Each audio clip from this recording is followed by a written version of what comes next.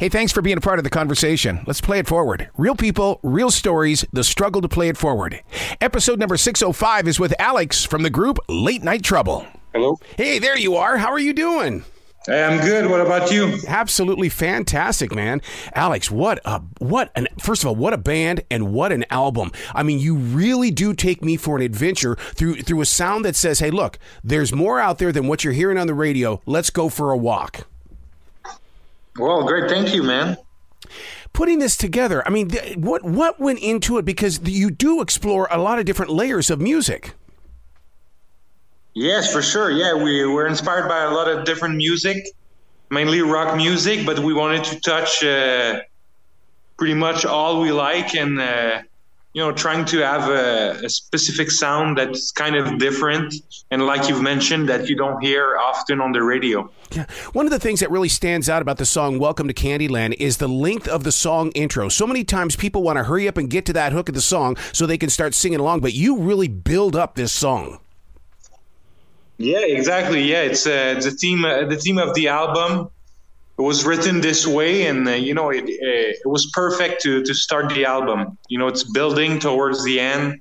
It gets bigger at the end, and you just want to listen to more songs. Is that the way that when you plan it out and you lay it out and you bring it to the other band members, do you find yourself in a position of saying, okay, here's what I have right now, but we need to really stretch this out and make it work? Well, the main writer in our band is actually Sebastian, our guitar player. He's the one that wrote those songs for the most parts. But yeah, when he came up with this one, it was exactly as it is right now, except the end that we added up. But yeah, he has his idea in his head, and most of the time it stays the way it is, with the big picture. Yeah. When you have a song like Take It Off, I mean, do you envision that listener singing right along with you? Because, I mean, 2 times in, I was already just jamming out into you. Yeah, exactly. Yeah, well, at first we just had the chorus, the Take It Off part. So I knew right away that it was a good hook, and we just built around. And from the first time Sebastian showed it to me, I knew it was the first single. I really like that song, personally. Now, I can totally hear that on American radio. I mean, how's Canadian radio doing for you guys?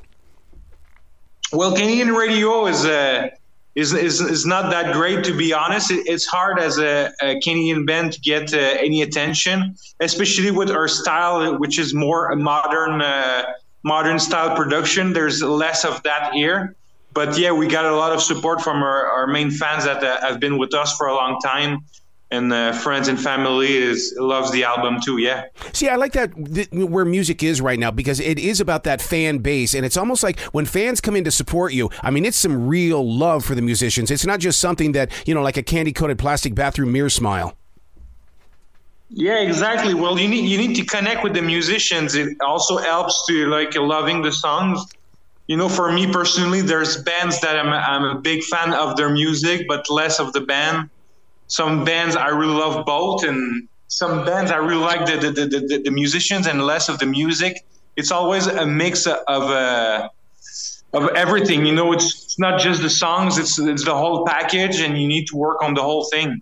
How did you get all of that sound from 3 people? I mean, you're a trio, and you sound like that you're this big band.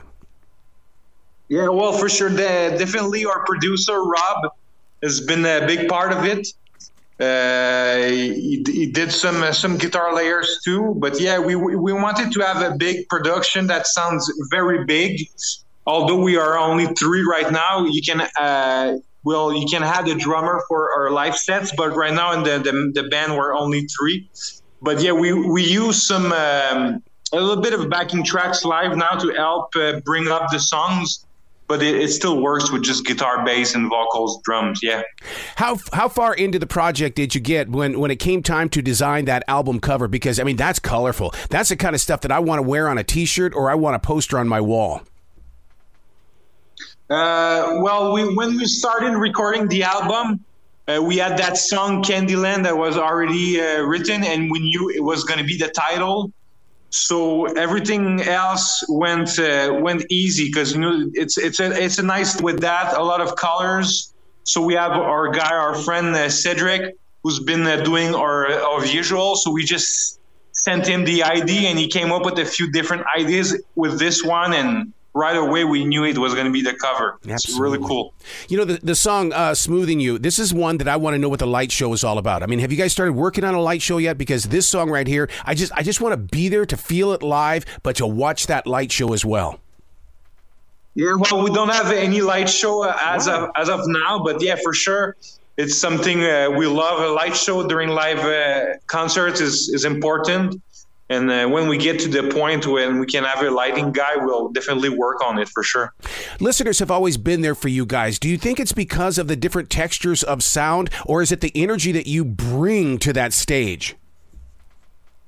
Well, it's both for sure. If you want to get the real late night trouble experience, you need to see a live concert. That's what we do it for. That's why we write music, because we want to get on stage and have the opportunity to give concerts to our fans, to people, let people discover us, feel the energy. Yep. That's the whole thing. But yeah, you need both, and hopefully we'll be able to come in the US in 2024. Yeah, I'm glad you said supporting us as meaning the whole entire band, because one of the things, and I'm sure that you guys are dealing with, those powerful lead vocals are like the front man, front woman power, in this whole entire thing. But the thing is that when you listen to the album, the whole band is present. Everybody gets their own place. Yeah, exactly. We're a band and not a solo artist for a reason, because all the band members have influence in the band. We all have our job that we do in the band, and we need to feel like we're part of it for sure. Yeah.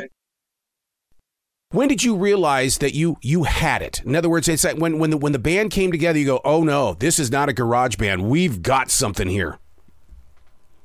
Well, it's to be honest, it's in the middle of 2020 when we started working on our first original songs for the first time.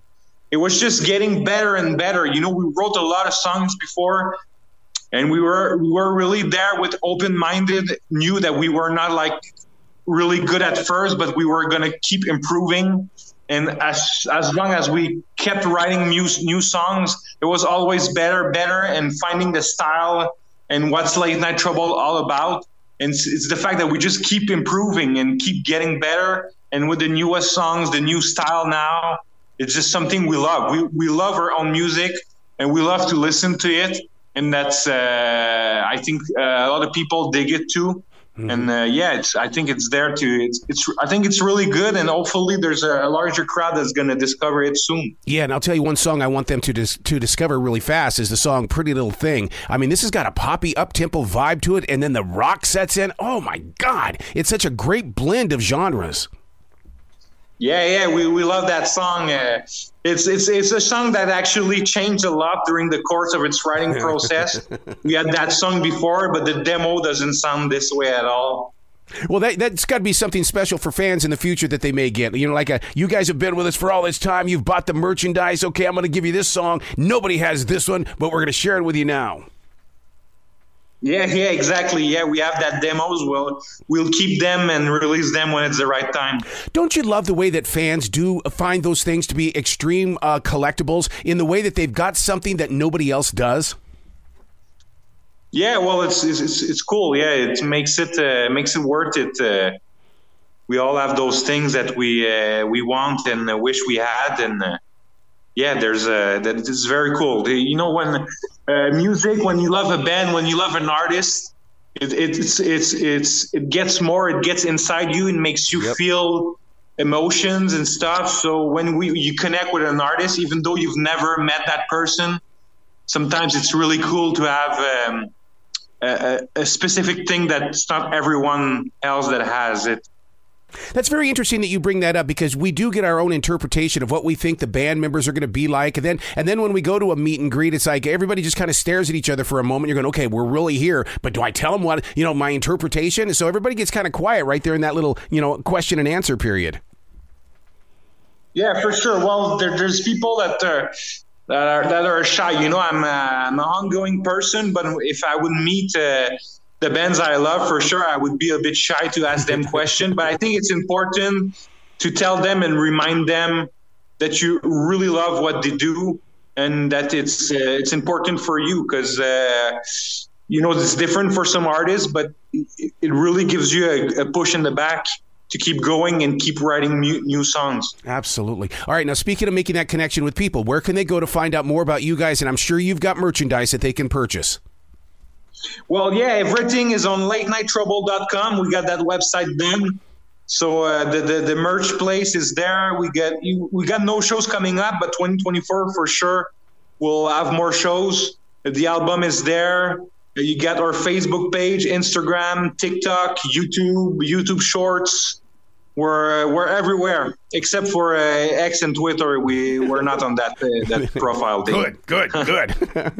So with a name like Late Night Trouble, which one of you in the band is Late Night Trouble? All of you or just one of you? Well, it's more I think Sebastian he likes to stay up late and have fun for sure. But yeah, it blends with all the band members together, and we're not troublemakers, but we like to stay up late and have fun. That's the main thing. It's not the band is friendly. It's for everyone, but we like to have those topic that it's more for adults and stuff. But yeah. Has anybody come up to you guys and said, "Oh my God, listening to you is so fresh, but at the same time, I feel like I'm listening to Gwen Stefani and No Doubt"? Because I mean, you guys have got the poppiness and just the vibe of the rock and all that kind of stuff. Well, we didn't get much comparison so far. It's the first time somebody tells me this one, and it's very cool. I'll definitely remind it. But yeah, we didn't get much comparison. We don't have a specific sound. We don't sound exactly like anybody. But we wanted to. I think we've been. Somebody told us that we're more of like a modern '80s band.